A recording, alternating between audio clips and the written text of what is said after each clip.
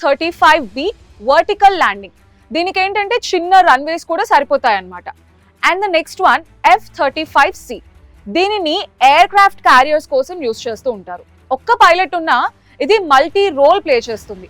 Air to air plus air to ground and surveillance అన్నీ ఇది ఒక్కటే చేయగలదు. అండ్ మిగతా వాటికన్నా ఇది ఎందుకు స్పెషల్ అంటే దీనికి మెయిన్గా 3 రీజన్స్ ఉన్నాయి. ఫస్ట్ వన్ స్టెల్త్ టెక్నాలజీ, అదృశ్య శక్తి. అంటే దీనిని రాడార్కి కనిపించకుండా డిజైన్ చేశారు.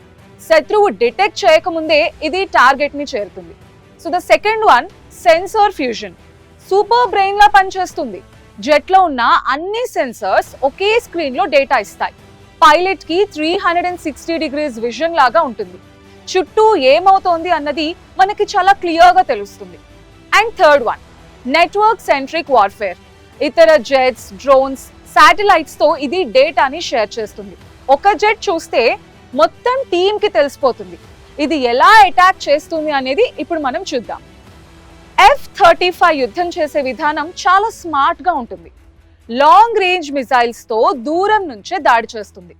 ప్రెసిషన్ గైడెడ్ బాంబ్స్తో ఎగ్జాక్ట్గా టార్గెట్ని హిట్ చేస్తుంది. ఇంటర్నల్ వెపన్ బే వల్ల స్టెల్త్ కాపాడుతుంది. అంటే బయట ఉండే వెపన్స్ కనిపించవు. శత్రువు చూసే లోపే దాడి చేసి వెళ్ళిపోతుంది. శత్రువుల నుండి ఎలా తప్పించుకుంటుంది అనేది ఇప్పుడు చూద్దాం. స్టెల్త్ డిజైన్ వల్ల రాడార్ డిటెక్ట్ చేయటం కష్టం.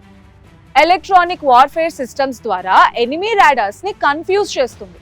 హై స్పీడ్ ప్లస్ అజిలిటీ వల్ల మిసైల్స్ ని ఇవేట్ చేస్తుంది.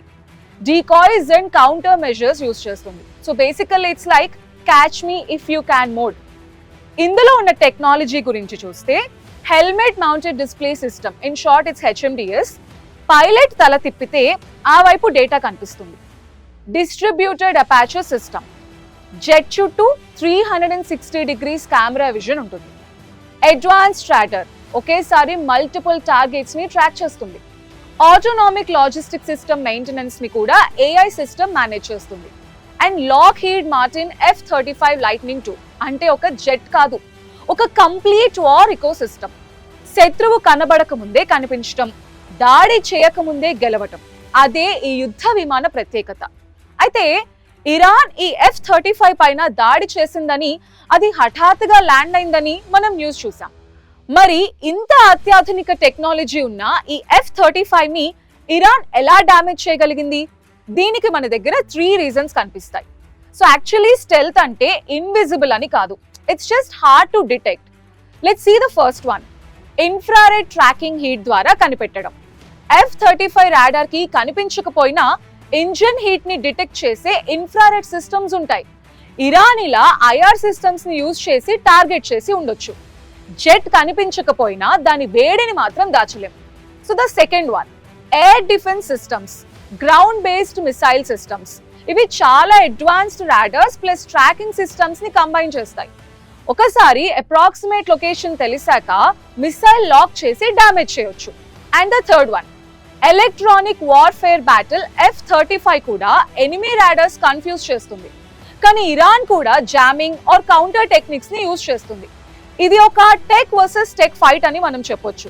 ఎవరి సిస్టమ్ స్ట్రాంగ్ గా ఉంటే వాళ్ళదే upper hand. So finally the conclusion, F-35 లాంటి స్టెల్త్ జెట్ ని హిట్ చేయడం అంటే it's not impossible, but it's just extremely difficult. For more such interesting videos, keep watching iNews.